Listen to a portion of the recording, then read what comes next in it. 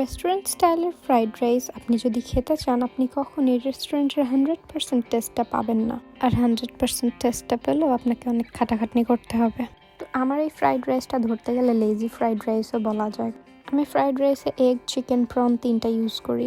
এই ফ্রাইড রাইসটা আমি যখন শুরু করার সময় দেখি আমার ফ্রিজে কোনো ডিম নেই। তো পরে যাই হোক আমি একটা ডিম দিয়ে কাজটা শেষ করলাম। তো ডিমের মধ্যে আমি জাস্ট ব্ল্যাক পেপার আর সল্টটা ইউজ করি।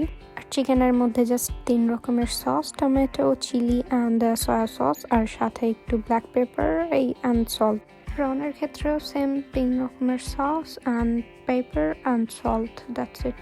মেইন যে ফ্রাইড রাইসের ফ্লেভার পাওয়া যায় সেটা নাকি ফিশ সস দিয়ে পাওয়া যায়। তো আমার কাছে ফিশ সস নেই, সেই জন্য আমি ফিশ সসটা ইউজ করি নাই, অন্যান্য সস ইউজ করছি। আর এখানে আমি কোনো অয়েল ইউজ করি না, আমি অলওয়েজ বাটার ইউজ করি। বাটারে অনেক ভালো ফ্লেভার আসে। তো এগটাকে ফ্রাই করার ক্ষেত্রে আমি বাটারই ইউজ করছি। এগ, চিকেন, প্রন সবগুলোতেই আমি আসলে বাটার ইউজ করছি। আর চালটা আমি পোলাওয়ের চাল ইউজ করছি। আর এটাকে প্রথমে আমি ধুয়ে সিদ্ধ করে অলরেডি রেখে দিয়েছিলাম।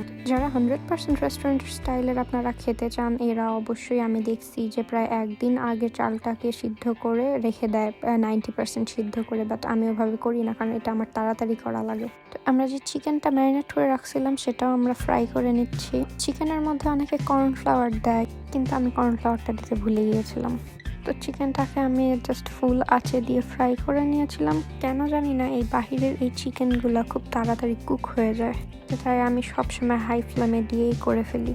আর এখানে আমরা প্রন দিয়ে দিলাম। এখন প্রনটাকে জাস্ট ফ্রাই করে নিব। আমি এটা আলাদা আলাদাই করছি, আর যদি আপনারা চান তাহলে অবশ্যই একসাথে করতে পারেন। আমি ফ্রাইড রাইসে শুধু 2 রকমের ক্যাপসিকাম ইউজ করছি আর মটরশুঁটি ইউজ করছি। আমার কাছে তো মনে হয় বাটারে গার্লিকটা দেওয়ার সাথে সাথেই ফ্রাইড রাইসের ফ্লেভারটা চলে আসে। আমি সব ভেজিটেবলগুলোই একসাথে দিয়ে দিয়েছি। আর আমি কিন্তু নতুন কুক, আমি কিন্তু আগে কখনো রান্না করি নাই দেশে থাকতে। দেশ থেকে বাইরে যখন আসলাম, আমার আসার 5 মাস হয়েছে, তখন থেকে আসলে আমার রান্নার শুরু। তো এই ফ্রোজেন মটরশুঁটিটা আমি পরে অ্যাড করছি। অনেকে গাজর অ্যাড করে, ব্রোকলি অ্যাড করে, বাট আমি ওগুলা কিছুই অ্যাড করি নাই, কারণ ওগুলো আমার বাসায় ছিল না। তখন আসলে আমার সামনে যা ছিল আমি তাই দিয়েই করছি। এখানে আমি আবার সেই 3 রকমের সসটা ইউজ করেছি, tomato sauce, soya sauce and chilli sauce. Mainly এখানে মানুষ 3 রকমের সস ইউজ করে না, জাস্ট ফিশ সসটা ইউজ করে। বাট আমার কাছে ফিশ সস ছিল না, তো তার জন্য আমি এই সসগুলো ইউজ করেছিলাম। তো এই সসটা দিয়ে আসলে আমি ভালোভাবে কুক করে নিয়েছি, তাহলে আরো ভালো ফ্লেভার পাওয়া যায়। তারপরে চিকেন, এগ আর প্রনটা একসাথে অ্যাড করে দিই।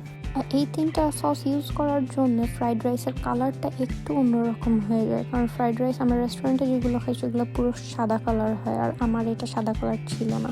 বাট টেস্টটা অনেকটা সিমিলার ছিল, যদিও হুবহু ছিল না, কারণ আমি অনেক পার্টি স্কিপ করছি। আমি যদি সব পার্ট স্কিপ না করতাম তাহলে হয়তো বা হতো।